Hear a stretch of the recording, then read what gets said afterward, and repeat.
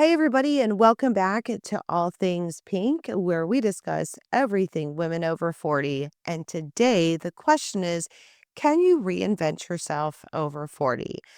I'm going to share some things with you and show you that the answer to that question is absolutely yes. Out in the open, to the horizon, where your heart can finally breathe. Out in the open, to the horizon, baby, let your love run wild, wild, wild. You gotta get out there and explore, baby, let your love run wild, wild, wild. So, hey guys, welcome to my comfy little home studio where we're going to be doing the podcast today, talking about reinvention, which is super awesome. I will say it's been like super cloudy and rainy outside for like 3 days. So, I don't know about you, but as I've gotten older, the weather outside can really affect my mood. So, it kind of makes me not want to do anything, which is like silly. So, we're going to pull ourselves together and get this thing started. So today we're talking about reinvention, and I've had several of them. So I do feel pretty qualified to talk on this topic. Why do people hesitate? When they decide they actually like want to do something different with their lives, they've been doing something for a really long time, and they really want to do something else. Why do they hesitate? Well, typically what I hear is, I'm too old. Eh, yikes. That is something I never, ever want to hear people say because I don't think you're too old for anything. Well, that's not true. Too old for drama, too old for games, that's okay. But never too old to better yourself, or to do something new or to gain experiences. Never. I think that we become complacent in kind of the place that we're in, because kind of accepting of things. Sometimes, people just accept where they are or that they don't have time. And that's a really big one. I don't have time. I've settled kind of for something that I didn't necessarily want at the time, but I've grown acceptant to it. So it's all good. Right. That's complacency. Women, I think, oftentimes are a big proponent of this. We get busy with our partners and our children. That becomes our focus. We forget a lot about us and what we want and what we want to do. Um, and you kind of like lose something. Everything else is a big priority over here. And, but down deep in your soul, there's other things that you want to do. Now, I have reinvented myself multiple times. I'm doing it right now, like as we speak. So the idea that you can't is, to me, is preposterous. It won't be easy, but it's a non-starter here. So people ask me all the time how things got started. So I'm going to start there. How did this particular reinvention, my new company, and this podcast get started? Well, I had, over my career and my life, in my last reinvention, um, I was asked tons and tons of questions. So I'm going to answer all of them. Throughout the life of this cast, I'm going to answer all of them. And secondly, the hope to help someone else. When you start getting older, you're in your 40s, 50s, 60s, and beyond, I do really feel like you want to give things back and want to share and share what you've learned and share different perspectives. I think it's what gives your life meaning and purpose. So one of the other reasons why this started was because I have had the pleasure of knowing and meeting and working with such wonderfully diverse and dynamic women in my career that I wanted to celebrate all different kinds of women. And that's why I have the guests that I do on my show.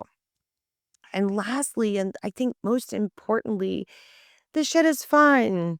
it's fun to have these conversations and to share these things and to be able to share them with all of you. This is a lot of fun. So, with all of the things I've learned and seen and experienced and continue to do so, I want to be able to share them with a lot of other people. So there's the why. Um, and why should somebody listen? What makes me an expert? Well, what makes anyone an expert? I mean, really, is it a degree? Is it research? Is it their experience? Do they make a lot of money? Is it notoriety? And in whose eyes? Whose eyes is anyone an expert? Right. So maybe you share things in common. Maybe you have shared some of the same experiences. Maybe you simply agree with them or some of the things that they say. The flip side of that is maybe you don't. And that's okay too. Um, in my career alone, I've helped so many people with the amount of research that I've done, my experiences, my knowledge, and honestly, my ability to say those things outright and speak out about stuff. I was an advocate, so yeah, you kind of have to be able to do that. But so many people are afraid to talk about things. They're so afraid to be vulnerable. They're afraid that they can share it, in here in their heart, but it can't come out. So I find it very important that we share our experiences so that people can relate to them. I am not afraid to do that. I've never been afraid. Frankly, I have to screw on my filter most of the time. So like it, don't like it, agree, disagree, it's all good. It's totally fine because this is my way of sharing and helping others through my experiences and bringing different perspectives to the table and, giving a platform to do so. And I truly believe that we can all learn from each other. So you might be asking yourself, who am I? I think it's an interesting question because I really don't think you even know the answer to that question until you're over 40, but I digress. So, me, I'm a CEO, I'm a business founder and owner, I'm a former prisoner rights advocate, which I gained a lot of experience from that. I've been a coach. I'm a mom. I am a partner. I'm a daughter. I'm a sister. I am a friend. I have been through lots of therapy. I have studied therapy and psychology. Um, I've been divorced. I've been a domestic violence survivor. I am going through menopause. I'm in perimenopause right now. And for goodness sake, I'm a woman over 40. So all of those things combined, and I did a lot of that stuff professionally through reinventing myself and completely changing my life. I've had a lot of experiences, which I believe I have something to give. My career alone, I have studied. In case you didn't read the bio, um, I've been a nonprofit CEO in the realm of addiction recovery, mental health, incarceration. I've been a prisoner rights advocate. So I've studied, I've researched, I've worked with some of the best in the business locally. Um, and when you study, people and how they behaviors, functioning of things, and you get a really good grasp on what you're talking about. Plus, I've also studied a lot about systems. You kind of have to in this field. You have to study how systems work, whether that's, court systems or like politics or, well, I'm not extraordinarily political. I study how those systems work, business, everything, all those puzzle pieces that kind of come together, how they work and how you can function within them. I love bringing on guests also to share their different perspectives, and we can agree and disagree, and I think it's a beautiful thing. Because people have asked me about my first reinvention, how I became an advocate and a CEO? Well, the very first thing I'm going to tell you is I had no idea what I was doing. So, like so many other people and advocates, we all get started based on something from the heart. So typically, I would have to say that some kind of experience that we have that we decide we want to make a change. Um, Mine was born out of tragedy. Okay, so I had a loved one that was became involved in um, the carceral system, if you will, the justice system, and surrounding it was mental health and recovery, and all those things. So I studied it thoroughly before I did this, and something inside of me when I was going through all of this and watching horrible mistreatment and injustices surrounding this particular system. I'm talking to other folks that were, impacted by this. I just knew in my gut I wanted to make a change. I wanted to do something with this purpose, right? And so I just couldn't rest until I did something and created something, and I'm looking around and I'm saying, my God, I can't believe this is happening. And, you know, I'm a bit empathetic. So I tend to want to help people. And I decided this is where I was going to focus that energy. And more importantly, I think, as I was looking around at the problem, at the issues, was that they really needed a leader and they didn't have a leader or a voice. So that's where I came in. I decided that's what I'm going to do. I'm going to create that. So um I decided, I'm like early 40s and I'm just going to completely do something different because I didn't do that. Obviously, before that, I was a criminal background investigator. I had my own business as that. So I was like, I'm just gonna like up and change everything. Obviously, if it's born out of tragedy, everything was kind of a mess anyway. And this was my way of making a really good, solid change. So I built the nonprofits from the ground up. It was not given to me. I just researched as much as I could for months and created this and just built them and expanded the work, adding services and led this effort. And today we've helped thousands and thousands of people, countless people. So people ask me all the time for the why. That's the why. But more importantly, why I do it and why I continue to do it is because I wanted to help people. And the very best thing are those wonderful stories where I get to say, oh my gosh, let me look at my book of memories and stories and look at all the people that we've helped, or when we get to bring somebody home, or when one of our clients is doing so great a year later, 2 years later, their families are back together and everybody is thriving. Those are those moments where this reinvention really means something. I was able to build something so great. That is how the new company got started. That's why I wanted to do this podcast. All of it comes with these beautiful things. They don't happen right away, but I'll get to that. The downside, there's always a downside to pretty much anything that you're going to do, there's always a stinking downside. Number one, what it takes to get there, what it takes to take the path that you've been on for so long, doing this for years and years, and just to like up and try to change it like that's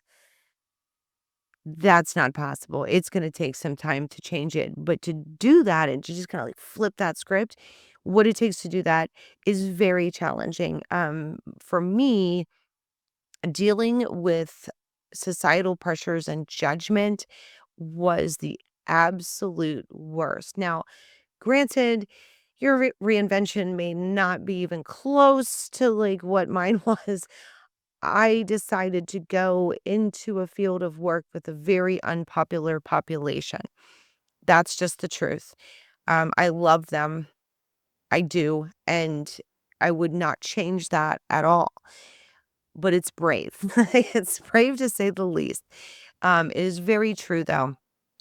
There's so many misconceptions about the work that I've done, the work that my nonprofits have done. Um, it's all been to help people and to help our community. But this is society we're talking about. People are so conditioned to believe certain things. There's ingrained beliefs or beliefs that come from experiences, which I totally understand. That's how they're, kind of built and designed. Um, Oftentimes they can't see outside of themselves or those beliefs. So trying to make a change in this field was not easy. It was kind of like there's that flip side, right? Which is okay because you take that flip side and you build on that and make it even better.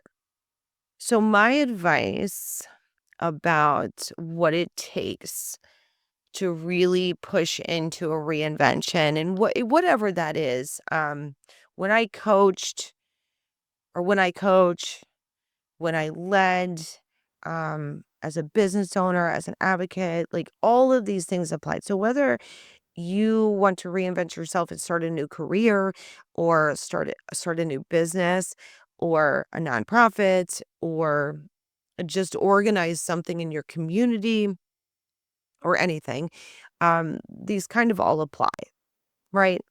So the very first thing that I think is one of the most important things to do to reinvent yourself, to make this possible, is to create a purpose. Feel it in your heart. It has to come from here. If it doesn't, you're probably going to have a hard time sticking to it. It's got to give you meaning. In order to fight for it, it's got to give you meaning. Okay? So you create a mission and really kind of like understand or research what you're deciding to do. That's important. Stick to that mission. Okay? So whatever that is. Go to it, stick to it, and hold it really close. What is your motive? Are you doing this for money? Or like what is your motive? Like why are you doing that? Are you doing it to better yourself? You're probably going to be more successful. In my opinion, in my experience, I can tell you right now that the people that create community things or nonprofits or even businesses that, give value to someone else don't always do it for the applause. They're doing it for a cause. Okay. So in that range, definitely check your motive. Um, because the cause is always important if that's what your reinvention is about. While you're doing that, because it is going to take back-breaking dedication and drive and work, hard work. Please remember that that's not all that you are, right? That's not all that you are. And that you cannot forget yourself or lose yourself along this path. So you've got this mission, you got who you are, you put those together and you forge forward. You will be exhausted. The sheer energy it takes to create something new, especially if it's a business, it's hours and hours and hours. So get ready for that. Learn to deal with disappointments, manage your expectations, especially the expectations on yourself. That to me is one of the most important things. This is a crazy ride. It is worth it. It is absolutely worth it, but you will fall, you will learn. So just get used to those drops. You know, you're going to feel like you're on like really, really good and something's going to happen. You're going to go down here and you keep going, right? Now, here's one of my favorite ones. Don't give a shit when people tell you no. I'm going to say that again. Don't give a shit when people tell you no. You are going to have the naysayers. And I have to tell you, I do not believe there's any such thing as a crazy idea. I'm the person that doesn't just take a bite out of the apple. I grab the whole apple, sometimes the whole tree. And I say, we're going to do this, right? And I come up with these crazy cool ideas. They don't always work, but it's a beautiful idea, right?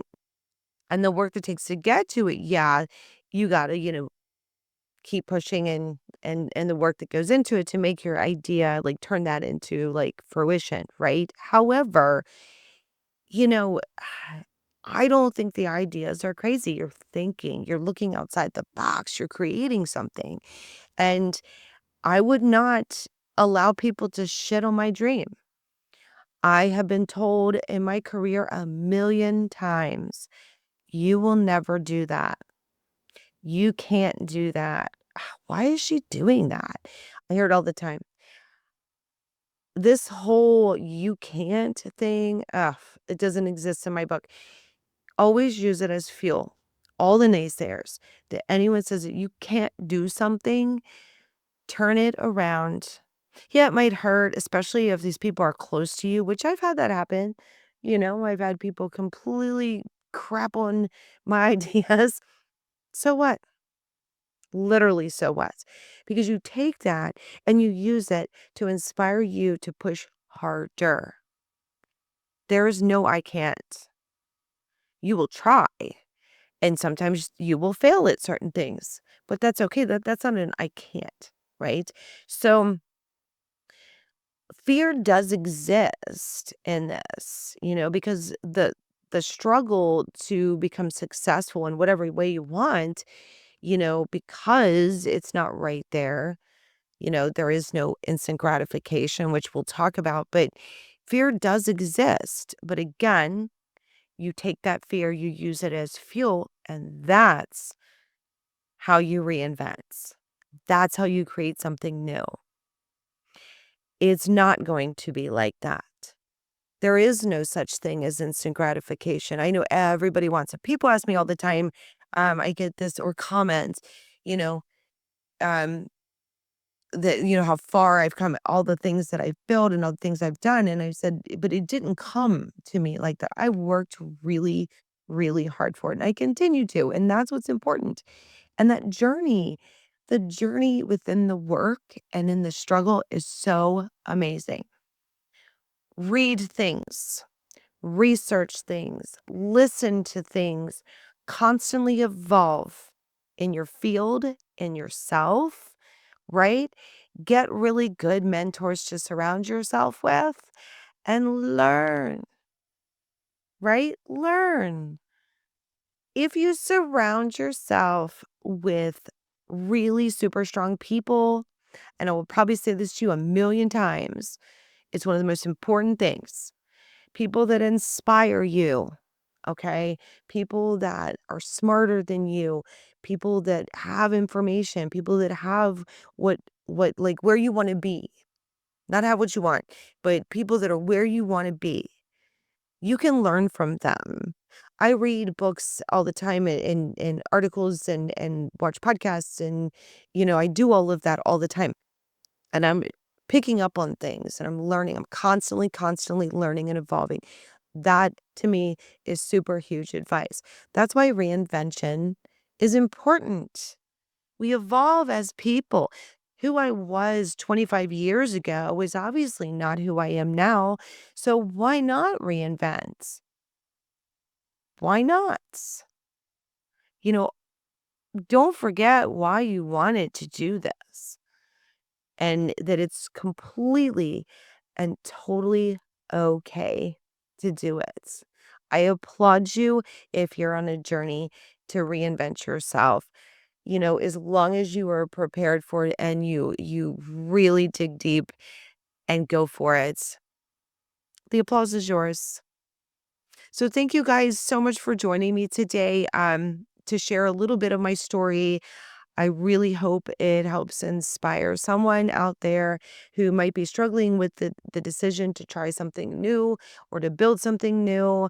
As always, if you're watching on YouTube, please like the video and subscribe to the channel. It's super easy. You just click a button and please comment. If you're struggling with trying to build something, let us know. Or if you have and you're very successful at it, excellent. Comment and let us know. Again, we post weekly, and I can't wait to see you back here next time on All Things Pink.